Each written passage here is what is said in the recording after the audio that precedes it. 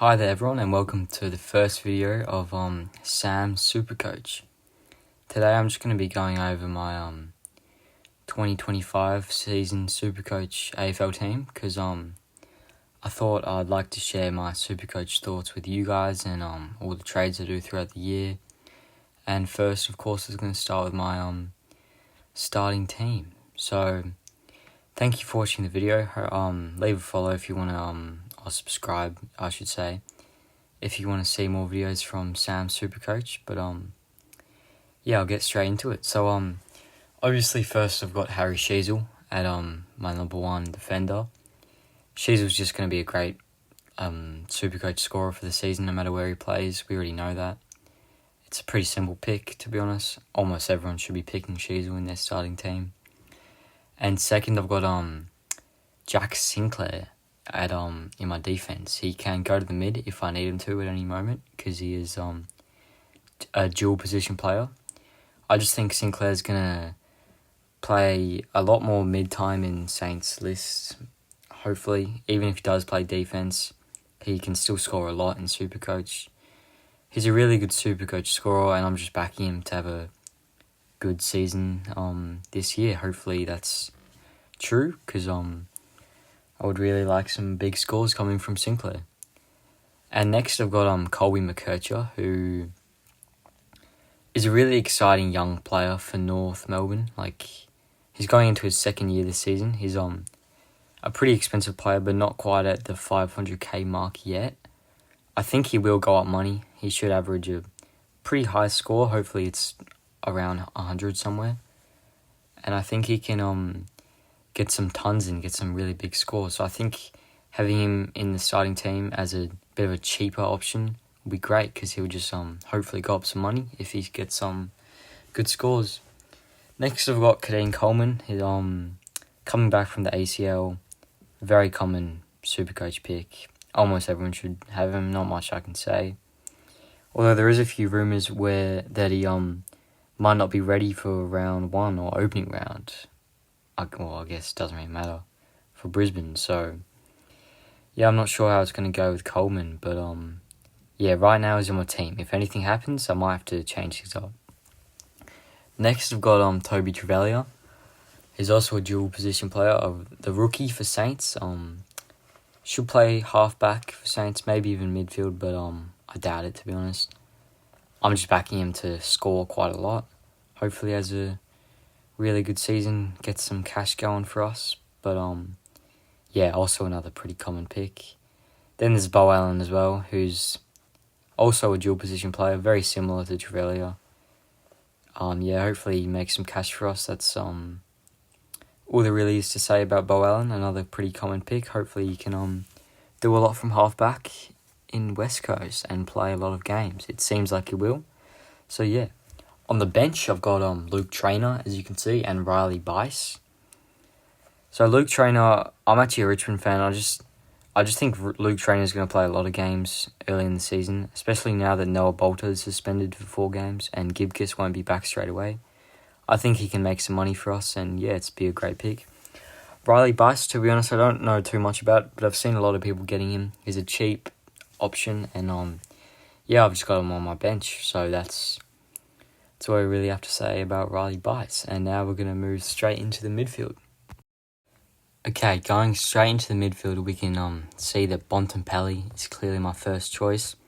He should be everyone's first choice, to be honest. He's a really good midfielder. He's going to score a lot. He's going to average probably the highest for the season, just like always.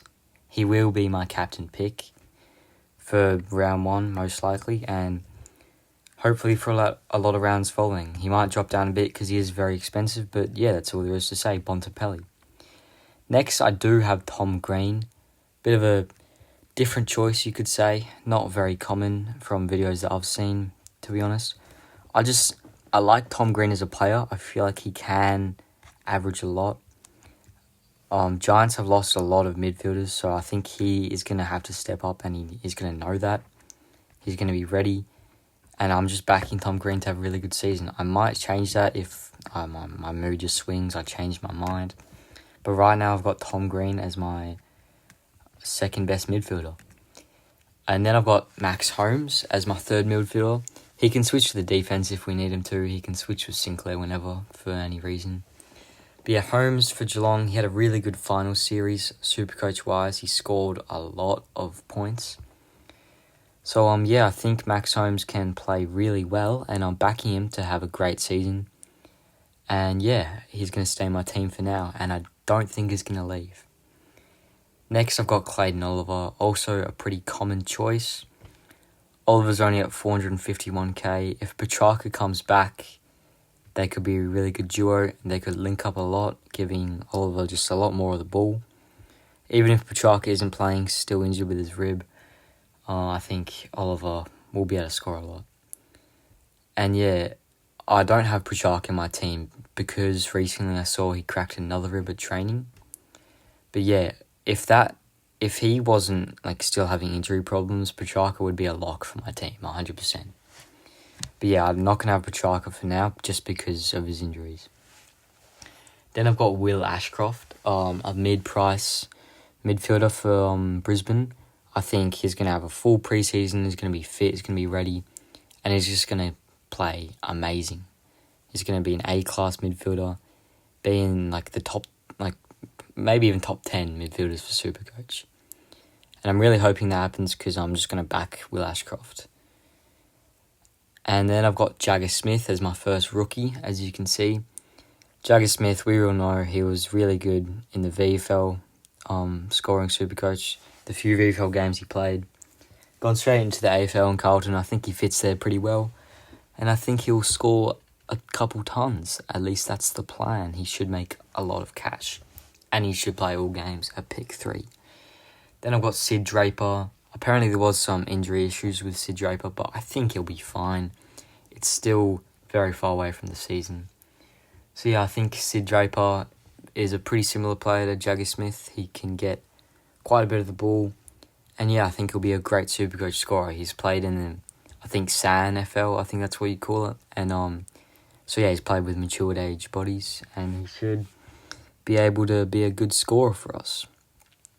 Then I've got Josh Smiley as my last midfielder on the team scoring. Josh Smiley should play all games for Richmond. He's on track to be a really good rookie for the Tigers. And yeah, I think at 176k, he's a must-have in your team. And that's exactly why I have him. He might not be the best player Supercoach-wise, but I think just the fact that he's this cheap as a rookie, you kind of have to get him. Then I've got Xavier Linsley as my next midfielder on my bench. I've heard quite a lot of good stuff about him from a couple of videos I've watched, and I think Linsley should do good for Melbourne and should play quite a few games. At least that's what I've heard, and that's what seems to be happening. Then I've got Isaac Kako, can move to the forward line if he needs to, but Kako, small forward for Essendon. I guess he can play some mid as well because his class is a forward/mid. Kako, I think he'll play every game as well. He might not be the best Supercoach player once again, but playing every game, being 150k rookie, I feel like it's a must-have once again. And the last mid on my bench is Saad El Howi for Essendon. I'm almost definitely saying that wrong. But yeah, he was almost going to make his AFL debut, but he didn't quite get it for Essendon. But that's okay, he's going to be fit this season. He was injured last season, that's why he didn't debut. But yeah, there's a lot of hype around him for the mid. And that's my midfield. You're probably wondering where Levi Ashcroft is, and don't worry, you'll see him soon. That's probably spoiling where he is, but no need to worry about that. He'll be there soon. Now, let's get straight into the rucks real quick. Okay, as you can see, I've got Zeri and De Koning as my two main rucks for the season. That seems like it should not change for a long time. This should be my team as my starting team. My rucks as my starting team. So, Zeri is obviously going to be very good for North Melbourne. I'm pretty sure he was the best ruck, maybe just behind Max Gawn last season, Supercoach-wise. But yeah, he's going to be able to saw as a rock. I reckon he'll be an All-Australian rock, and a lot of people will agree with me. I think he'll just score bags every single game. At the end of last season, he was going crazy. I had him in my team. I'm very happy I had him in my team because he helped me win a lot of matchups in SuperCoach, and I think he'll do the same this year. He's my captain right now. I guess they'll switch between him and Bontempelli. They should be my two main captains and vice captains. But yeah, Zeri should be everyone's pick for rock. If you don't have him, what are you doing? You need to have Zeri in your team. Then I've got Tom De Koning, as you can see. De Koning was great in the middle patch last season. He did have his injuries, but it seems like he's pretty fit this season. And hopefully that stays like that, because he's only 547k, and I think if he can go back to that form he was at and stay fit, I think he's just going to be able to go crazy. He's going to be the number one rock for Carlton, and it's just going to be amazing to see him play. And I'm very excited to have him on my team. These two are probably the most common rocks out of anyone that's playing Supercoach. But yeah, there's reasons for it. They're very good players. On my bench, I've got Thomas Sims. This one doesn't really matter. He's a forward/rock, so if anything happens, he can always switch with someone in my team later in the season. I reckon he'll play a couple games for Richmond. They'll give him a chance. He should debut, hopefully pretty early. But Thomas Sims as my rock on my bench. And now that rocks are done, we'll go straight into the forwards and the flex position. Starting off with my forward line, I've got Jason Horne-Francis, probably the most picked forward player, or one of the most picked forward players as a primo for the season. Look, to be honest, I don't have much to say about Jason Horne-Francis. I'm only really picking him because pretty much everyone else is, and if I don't pick him and he does really well, I'm going to look like a fraud, and so is everyone else that doesn't pick him. I don't think he's the best player. I think you could argue to pick Rankin over Horne-Francis, but I'm not going to take the risk. I'm just going to play it safe, and I think everyone else should as well. If you want to go with Rankin, that's more than fine, but Adelaide's mid does seem to be stacking up a bit with the new recruits, so Rankin might play more of just a normal forward. But yeah, Horne-Francis is the primo in the forward line. That's fine with me, even if I'm not 100% sure with it. Next, I've got Jack Macrae. To be honest, I'm not 100% sold on Jack Macrae again, but it's almost the same with Jason Horne-Francis. Everyone's picking him. If you want to have a reliable Supercoach team, and if you want to be in the top ranks, you want to have these players that everyone thinks is going to be amazing. And Jack Macrae is one of them. But I don't know much about Jack Macrae. I don't have enough footy knowledge that's old enough to know how good his prime was. But yeah, Jack Macrae, he is pretty expensive, 390k. But you don't have to go with him. You could get another primo. You could get Horne-Francis and Rankin if you get some cash. But that's okay. Now, next player, Bailey Smith. I'm pretty sure he was the most picked player, I think, behind Caleb Daniel. I saw an Instagram post saying that in Supercoach 2025 so far. Or it might have been AFL Fantasy, but it doesn't really matter. Yeah, Bailey Smith is just gone to Cats. He's come back from his ACL. He's a lot cheaper now. He should be excited to play for Geelong. It's a new club.